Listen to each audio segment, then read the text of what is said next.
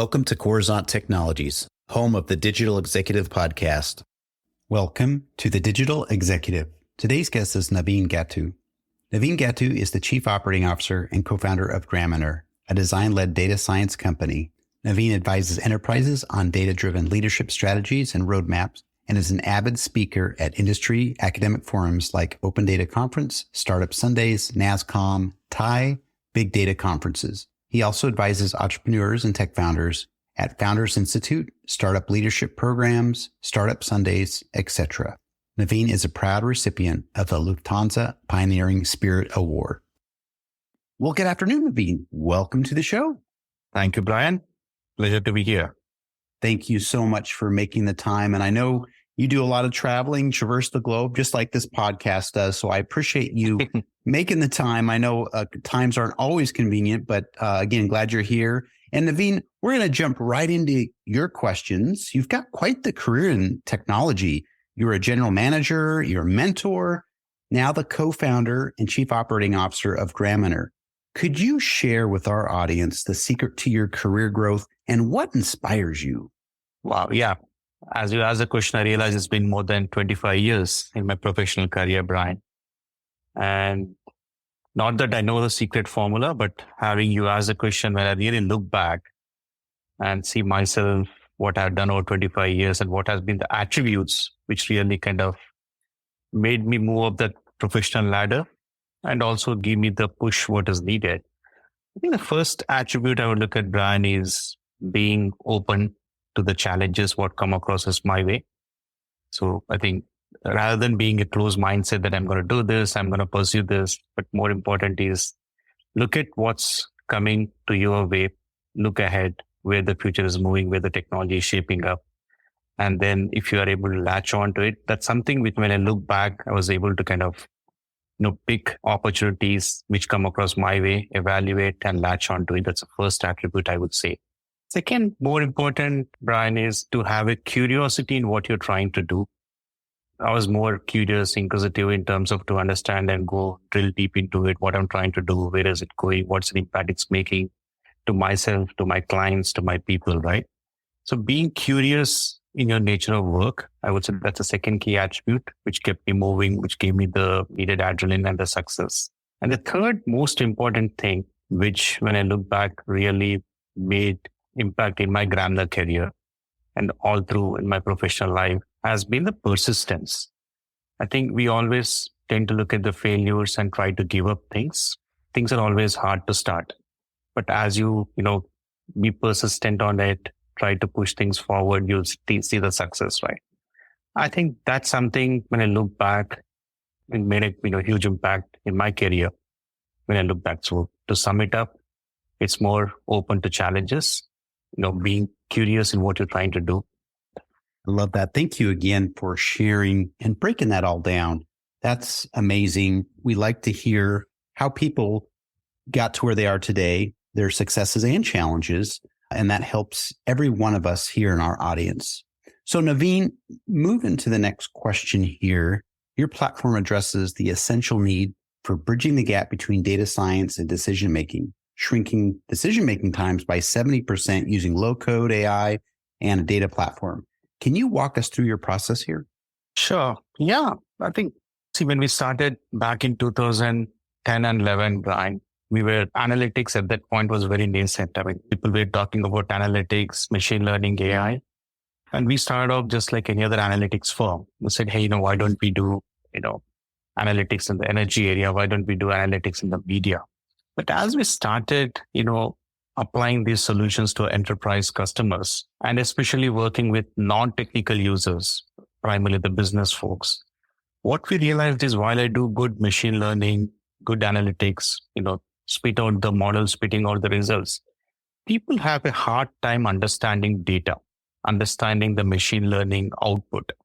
We said, why don't we focus on this? Seems to be a sweet spot. So in fact, we kind of pivoted ourselves towards as a data consumption or a data storytelling company, which bridges the gap for analytics and enables users to make the right decisions.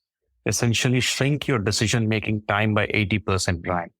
That's how we got started off. Now, as we started and then trying to apply these techniques of data consumption, data storytelling to analytics and position ourselves as design-led analytics firm.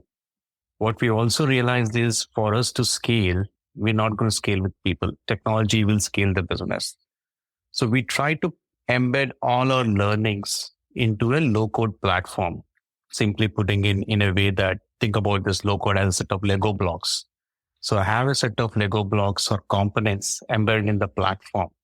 And tomorrow, if I need to build an XYZ application, example, if I need to build a cyber analytics application, taking in data from 10 different sources, performing analytics, spitting in an output to a CISO.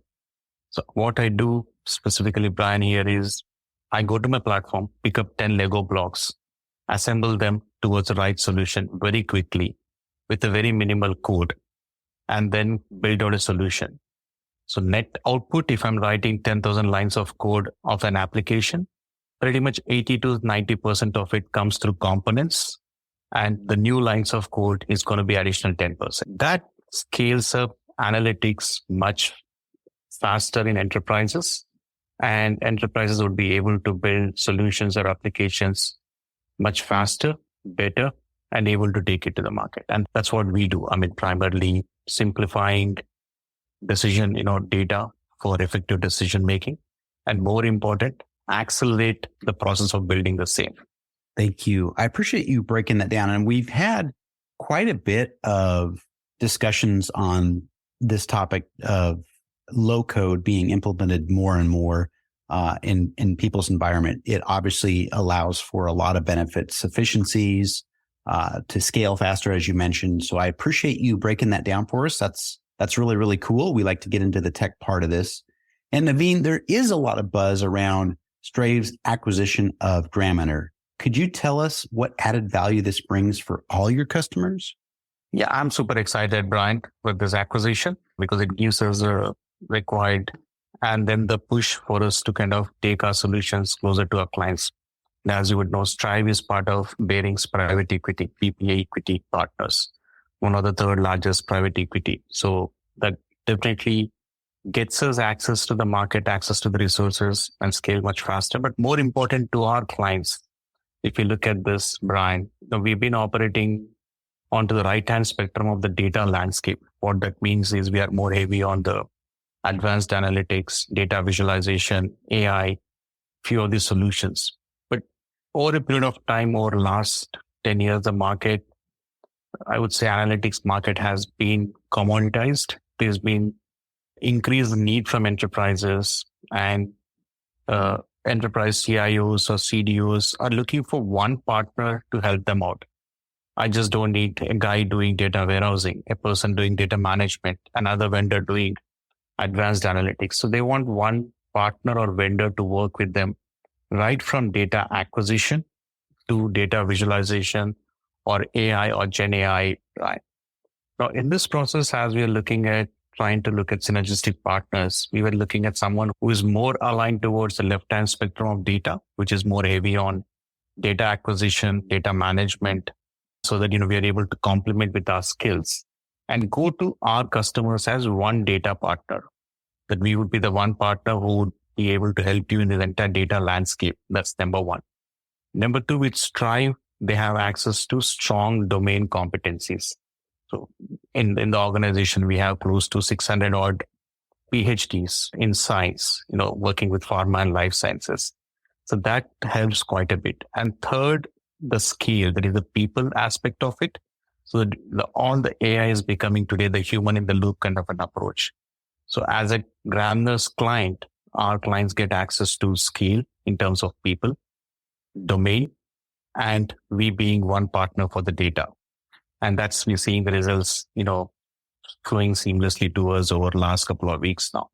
Thank you. And there's been quite a bit of buzz and press around the Straive acquisition. And I really do like the fact that you're offering so much more now in your entire platform in those different areas that you did speak to. And we're just really excited about that. And I'm sure your customers are as well. So thank you.